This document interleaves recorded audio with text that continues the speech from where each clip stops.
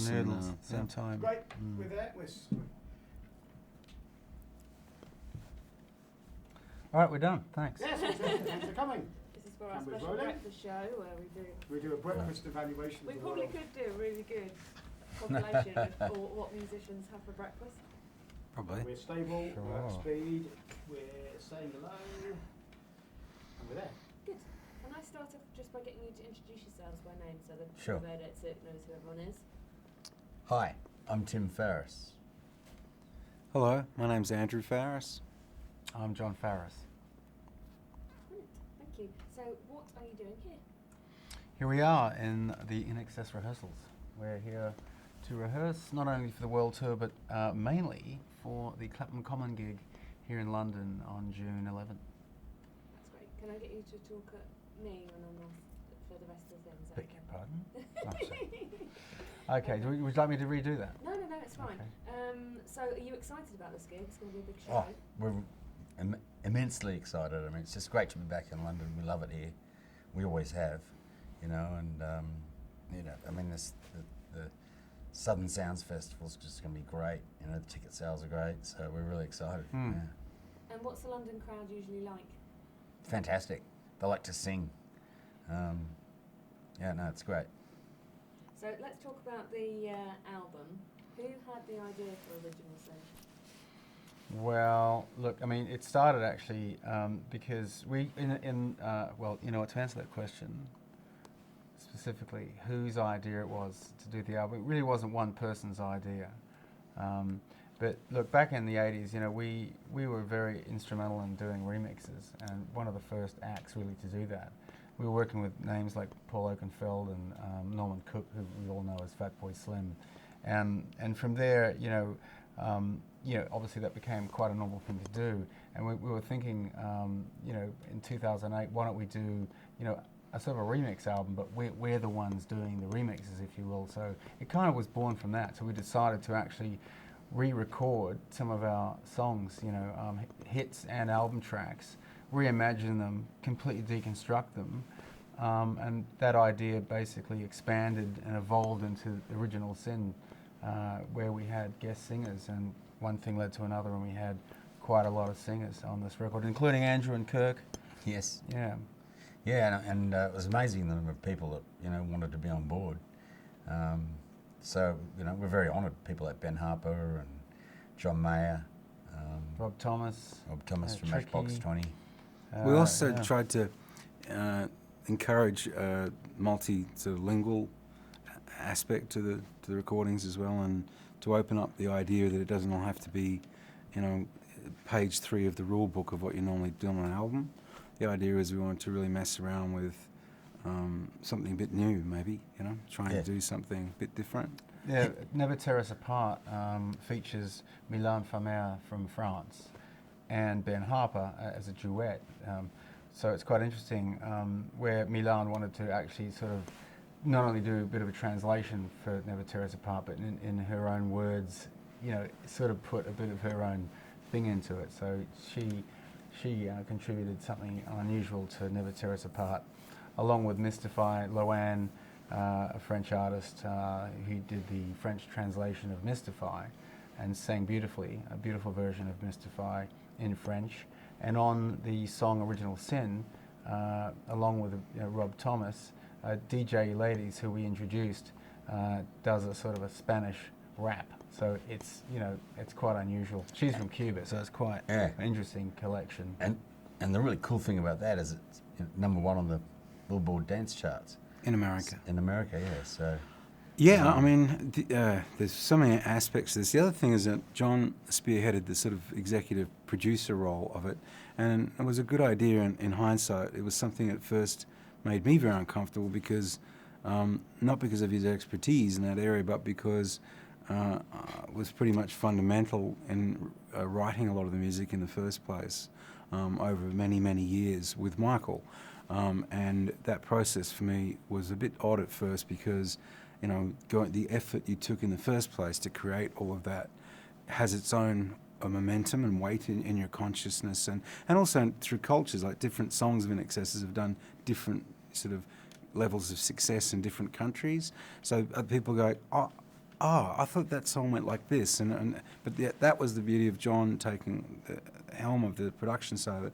And there's some And interesting. he did a damn good job. Yes, he did. Thank There's some you. interesting aspects to. I mean, John would have heaps to talk about with his recording experience with the whole thing. But for me, it was interesting too because I was here in the UK when Tricky did Mediate, and then there was members of the London Symphony Orchestra doing the orchestral performance on Never Tear Us Apart, and then we went across to Paris where Loanne was doing Mystify, and that experience was fascinating for me because there were such diametrically opposed experiences. One was very formal and sort of, like, time, clock in, clock out, union experience. The other one was woohoo, and then there's one that's very sort of laid back. And, and John's experiences, it was a very, wasn't it interesting It was a large recording combination. process. Well, look, in the space of time it took for me to, executive produce the record, I had 2 children. Yeah. So John was very busy. Is that all? pretty busy, yeah. Producing not only albums but children. So. And I have a nephew and a niece. Me too. Yes, you were very busy as well.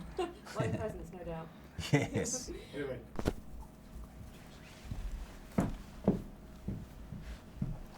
How's that? right. Is that better? Yep. Okay, so start with, there's 2 lots of choices here, isn't there? There's the songs and the people performing them. So let's start with, how did you pick which songs to do? Yes, well, the song choices were originally, kind of tricky because we had to get the ball rolling. We had to start the album. We had to start recording. So basically, the band, we just started recording songs.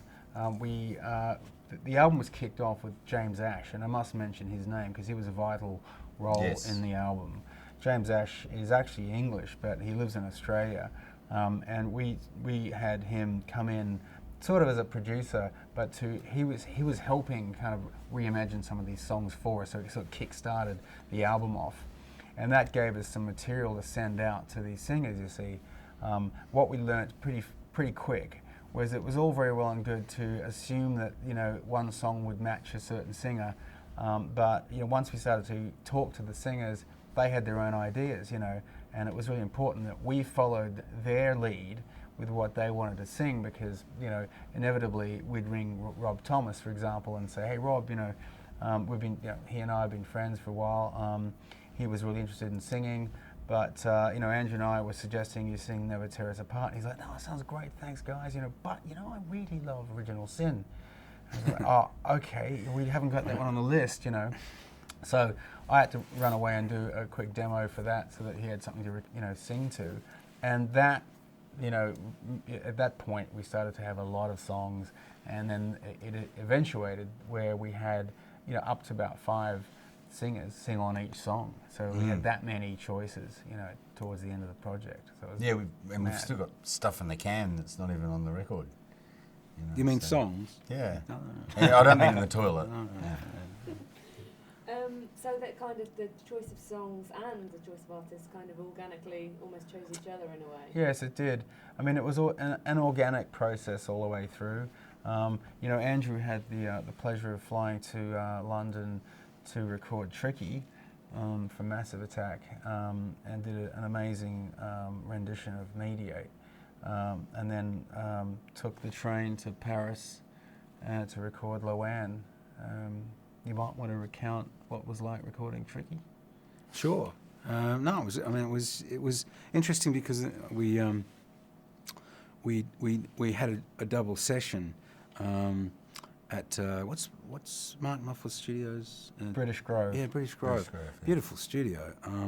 And there was a sort of a very good morning, cup of tea, members of various members of brilliant orchestral players, came in and set up, and all the lights possible in the room are all on, and everything's like ready, okay, rolling, and then finishes, thank you, bye, see ya, and then suddenly mood changes and Tricky comes in and it all gets really like, suddenly everything was like, and it was all in one day, Atmosphere changed. Very exactly, quick. and then the next minute we went across to Paris and we did the the next body of work, and that was so ambient and kind of mysterious compared to the other two.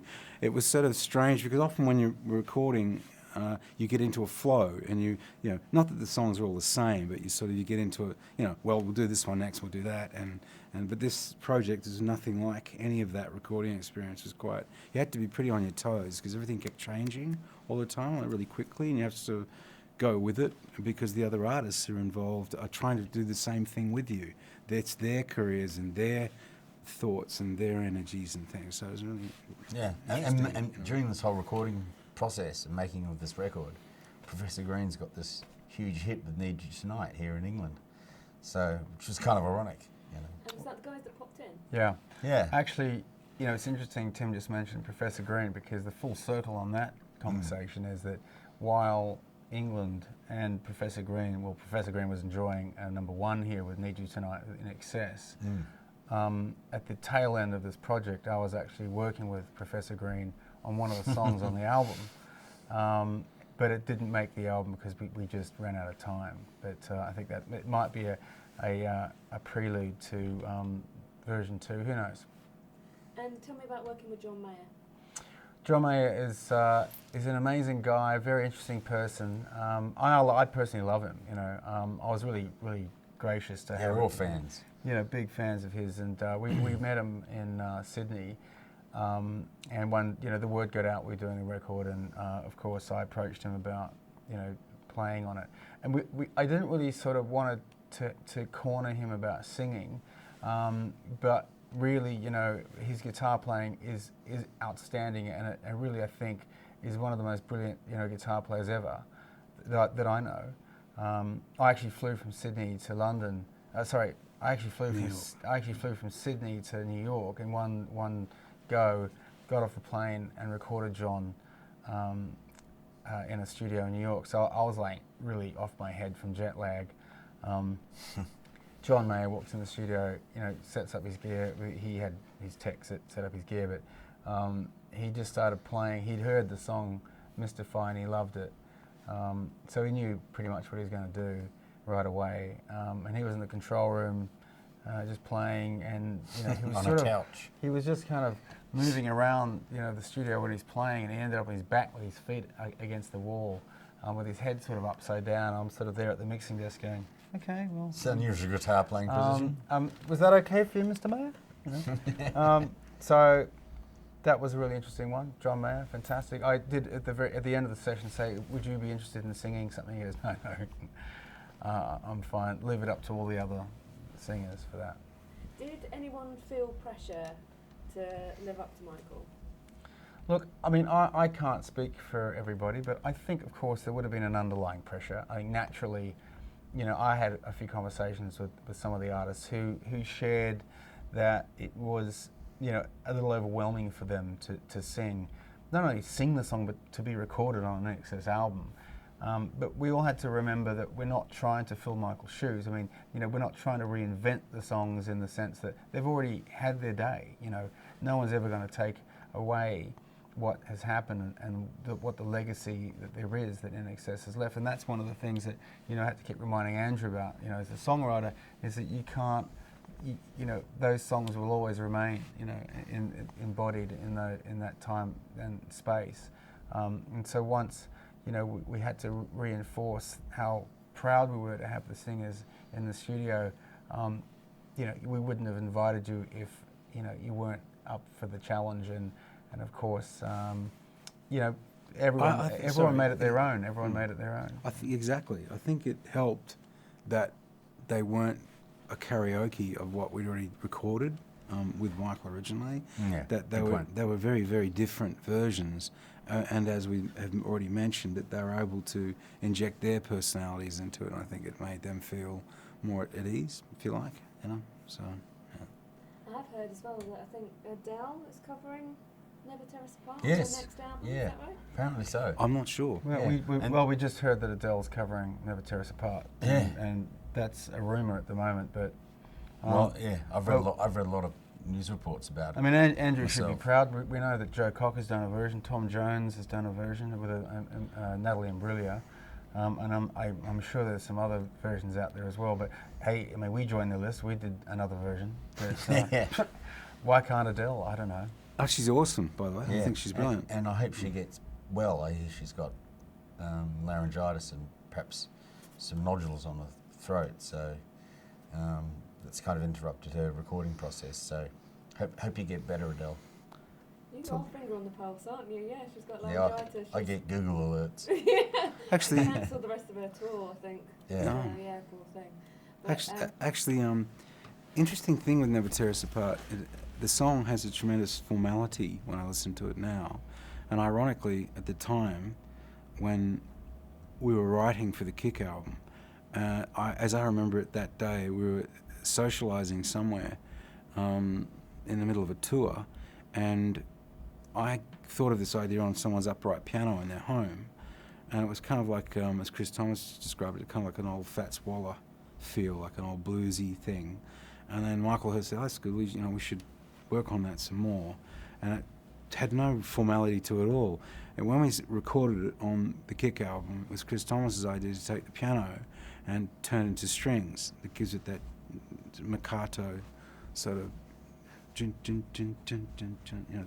that feel, which made it such a brilliant idea of Chris's, because it gave the track a sort of classical feeling, which it didn't originally have. do you find that song the most popular for people to cover then? Yes, probably. And Ben Harper was doing it on his tour anyway, in his set. So it kind of made sense for him to sing it, but, a lot of people covered Don't Change as well, which is interesting. I think the song is, and I think the song, especially the Michael's lyric, is so correct. It's not a lot of words in there, but what are there ring true, as life goes on for people in different generations. So I think, he nailed that lyric really well, and And Chris Thomas is a great producer and a good mate. Yeah, clearly had a genius idea. Yeah. How's it going to work with the live show with all these? Well, that's why we're rehearsing right That's now. all it is We're for. sort of learning Yeah. what we've recorded. And with the different artists that are on the album, are they coming along? Or? Yes, well, we're hoping in London. Well, we know that there will be a couple of guests in the London show, but for the rest of the tour, JD Fortune, who has been singing for us live now for since 2005, yeah, will be joining us on the tour. So he could take care of a lot of the male parts. We also have two really good female singers from Australia touring with us, who are part of the entourage as well. So, where guest singers can come and, hopefully, join us to celebrate the original Sin recordings, we do have a touring party that can actually perform, the majority of the album. That's good. I want to be able to hear all of them. I've got some random questions at the end here. What's the weirdest place that you've heard one of your tracks? I'd have to say in the attic, probably. No. The weirdest place we've heard. What do you mean? Oh, I can tell you. We're in, well, for me anyway. I was walking down some back alley in Buenos Aires, in Argentina, and there was this big sort of appliance store, and Need You Tonight was blaring out on the street, and I sort of thought, that's pretty random. Having said that, I suppose we're pretty popular in Argentina. I know what you mean. Mm. Yeah, I think the weirdest one for me, a weird place to hear your own music is just in another country somewhere, completely off the road. Yeah, we're not on tour. I was shopping in a like a supermarket, pushing a trolley, trying to get some milk and some food, and one of the songs, but a really random INXS song. Why would they pick that song? Off one of our earlier albums that I hadn't probably heard for about 15 years. Just came on while I'm in the supermarket, going, my God, Yeah, that tends to happen a lot in Australia too.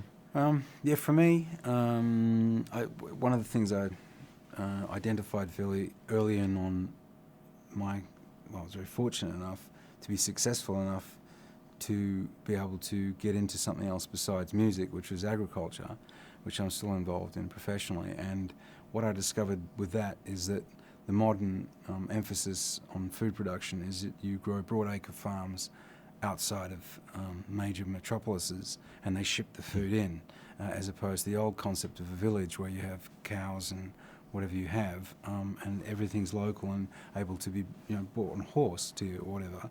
That's changed now, and so for me it was I went to meet with some people in a very remote area in Australia, and as I walked through the door to meet them, one of our songs came on. I go, "You've got to be joking! I'm in the middle of nowhere. This thing comes on." But I think it's extraordinary how in the passage of time we've been very fortunate with our music and recordings, and had some brilliant people recording that music for and with us to help us to give the longevity of that music, really. Mm. I suppose as well, I have to say, the first time I've heard us on radio, I can't even remember what that was or where it was, but that was that was nice. Mm. That's a big thing. It was a long time ago. Yeah. When I interview new bands now, I always ask them, when did you first hear your song on the radio? Because it's like one of the most exciting things, isn't it, when you're just starting Yeah. out? Have you heard people do them karaoke? I mean, not professional artists, but... To a certain extent, yeah. I mean, I remember, one of the reasons we got JD as a singer was because we did a reality television show in the United States. And the people who made the show are absolutely brilliant at what they do and did. But I, at first, was a bit resisting the idea of doing a reality television show, coming from a very organic live performance background and us all sort of growing up as kids together and whatever. And then I realised when I was watching it, a reality television show one day at home, and one of my kids said, "What's the matter, Dad?" And I said, I'm not really enjoying this. And they said, "Well, so why can't you just sit down and watch this?" And I said, "Well, because nobody's playing instruments. There's just a curtain and somebody's singing." And I said, "That's not reality. There's people playing music and they play instruments, and they, sometimes they get it right, sometimes they don't, and the singer." And I find this really frustrating. It's all about the voice, all about, just the person singing. There's a whole other massive world of instruments and people, incredibly talented people who put it all together. And so that on that basis, so one of the kids said, "Why don't you do something about it?" So I thought, okay, and that for me validated the reason to go to a television show like that, is at least try to put some musicianship. Yeah, we had real musicians. Yeah, we had playing. people playing, and that was part of, to me, what got me into it, was because I thought, well, this is cool because that's right, as opposed to, But anyway, horses for courses, whatever. No, I've done quite a few INXS songs karaoke. I'm very Okay. glad none of you have ever heard me do it. Look, I bought a couple of karaoke DVDs, to have at home at parties and stuff, but there was a couple of INXS songs in them, but we always just sort of fast forward like, "Come on, Dad, play it." Yeah, I think we're on Guitar Hero as well. Yeah. Have you had a go at that? No, I've never had a go at that, to be honest. You will be on June 11. Yeah, June 11 it will be, yeah. And finally, strangest encounters you've ever had with fans? Over the years, you must have had... Oh, jeez, yeah, sure. I guess just bumping into fans on the street, is in obscure places is, Are they always it's, very it's nice nice. to you? Yeah, I mean, usually, usually, yeah. Look, I mean, seem to attract nice fans. Yeah, look, I mean, of course, I think that's why they're fans. Look, there may have been times when, someone maybe had been a bit too fanatical, perhaps, but we've never really had any. We have never been to court to sort of, have a, restraining order or anything like that. So there's nothing too untoward, with any of our fans. They've always been amazing and really, really loyal and just awesome. Yeah. we're Do you really, keep really in touch lucky. with them on Twitter and stuff? Well, we have Twitter, we have Facebook, Facebook. mainly is really where we're sort of orientating everything. Because I mean, Yeah, facebook.com/INXS. Facebook is connected to the website, INXS website, INXS.com, and Facebook really, I think, is where we're sort of, pointing things more towards. The Twittering, I think we've been a bit busy to Twitter. Kirk likes to do a bit of Twittering, which makes sense. I can remember a story about, I think it was Bob Dylan, who beat the shit out of someone who's going through his rubbish, and he said, "Well, it's my rubbish," thank you. But I mean, I think a lot of it really comes down to, on the one hand, you project that you want to reach out to people, and then when they come to you, they go, "What's the matter then?" Sort of, and it's a natural human thing. But really, ultimately, we're very fortunate to do what we do, and I've been massive fans of other artists, and over the years, I won't mention names, but some of those people would come backstage to meet us, and I was terrified. Yeah. I'd literally find any reason I could not to be in the room, because I didn't actually. I was like, I don't want to have my image destroyed of this person I'm about to meet, because I'm absolutely in awe of their career. Yeah. And the same goes for. When at times, like for example, we worked with Ray Charles, and we pitched a song to him at the time we were recording. Didn't think he'd be interested in doing it. A song that Michael and I had written. We were recording in Paris, and he said, "Yes, I'd like to do it." I was like, "You've got to be kidding! He's actually going to do this, So, and then Michael went across and recorded with Ray doing the vocal. Then we shot a video in New York with him and Mr. Charles, and I got to say that for me, And Letterman Live. yeah, we performed live in New York with him. But I have to say, what was really extraordinary to me about that whole process was, as kids, I remember our dad, we had Ray Charles records, and we'd sit around and listen to it. I never thought in my wildest dreams that actually, you'd actually get to do something like that. It's like you pinch yourself, And I'm a massive fan, and there's levels of this stuff, And the other thing was, I remember. I'm a huge fan of AC/DC, I think, and they're another big Australian great band, And one day I got into an aeroplane. I'm sitting next to Angus, and the whole way we never talked about music. We talked about football and just the food and whatever. And you get off the other end, and I'm sort of like, and I think to a certain degree, it's hard to know what to talk about with someone. Even though you may know their music or you think you know a lot about them, you don't really know them that well at all, I guess it's sometimes dangerous to meet your heroes thing.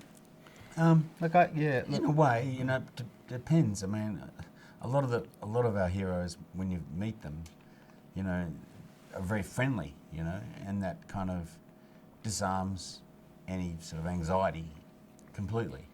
And you find out they're just good blokes, like the guys in Queen, took us under their wing, and we did a lot of touring with them back in the early days. We opened for them at Wembley Stadium, and then we ended up having our own show at Wembley Stadium, And they were really nice people. They'd take us out for dinner after shows, and Mick Jagger was a really down to earth kind of guy. And Come off stage at a gig. I think it was at in New York. In Madison Square Gardens, and we just walked off stage, and there was Keith Richards standing there going, Yeah. "Great show, it was a really great show." Yeah. Just walked in the dressing room, and Keith Richards is in the dressing room, and I just never, it was just took me by surprise. Barging into the dressing room, and Keith's still standing there, going. Well, I thought it was funny because I got a bit nervous after a while, because I don't know the guy, so I'm standing there and we're talking, and after I got a bit nervous after a while, and then I said, "Look, wouldn't you like to go up and talk to Michael, because everybody wants to go there?" He said, "Why do you want to do that for? He's a singer." But to talk about the fans and to when you meet fans and when they meet us, some fans might these are people just like us, who may have anticipated meeting us maybe 3 months in advance, 2 months in advance, leading up to that moment, could have been occupying their consciousness for a long time. And for us, we could have just been, a passing moment where we walk into a room and might just be 1 minute or 30 seconds or something. And we've, and sometimes I feel sorry for them if if the timing's not quite right, or they didn't wasn't what they had hoped, or wasn't what they expected, or something happened where it was cut short, or they never got to say what they wanted to say to us, or there's so many things that they wanted to ask or tell us, or that sort of thing. And so I think I feel for them quite often, because I know sometimes what it's like to be in that situation. And then you walk away from that opportunity. You go, gosh, I said that. I wish I'd done that. Oh, man, and all these sort of things go through your mind. So, look, I mean, every day it happens. Every day, at every show, there's a fan, he might be really, elated about something, and there's probably someone who's a bit disappointed about something. So, you get sometimes you meet fans and they're like absolutely shaking, so much they can't take a photo properly, and that kind of thing. And you sort of, it's nice. It's just touching. What I find overwhelming as a songwriter too, I have to say, is that in the passage of time, that some of our songs have been used, in births, deaths, marriages, and whatever, and A lot. people come to you and they say, thank you, or I can't believe that you did this, and this is part of my life, and blah blah blah. And it's overwhelming actually, because at first, I know when I was younger, we started getting success. You think you're all pretty flash, really, but as it progresses, you're just lucky. I'm extremely fortunate to be able to help people in some way, whatever. That's all lovely. Yeah. Thank you very much. Thank you. Yes, I was just about to say, can I get you guys to do an ident? Sure. We'll just introduce yourselves and say you're watching Entertainment Now. You're watching Entertainment Now. Let's start with Entertainment Now, you yeah. and Let's do it I. down Okay. this one down from. Hi, I'm Tim Farris. I'm Andrew Farris. And I'm John Farris from INXS, and you're watching Entertainment Now. All good. Thank you very much.